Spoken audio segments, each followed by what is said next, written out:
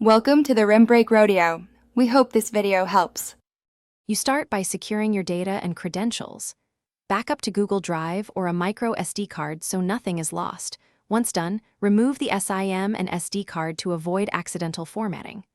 Make sure the device has more than 50% battery and you know the Google account email and lock PIN or pattern. Now, open Settings, tap System, then Reset Options. Tap Erase All Data, Factory Reset, to begin the built-in wipe process. You confirm the wipe and follow prompts that explain what will be removed. This is why you backed up first. Enter your PIN or pattern to authorize the factory reset, then confirm Erase All Data. The phone will reboot and perform the wipe. This can take 5 to 15 minutes. If the settings menu is inaccessible, you will use recovery mode. Power off, press volume up plus power, then select Wipe Data/Factory Reset. Once selected, confirm to start the same process. Once the wipe finishes, your device boots to the Setup Assistant.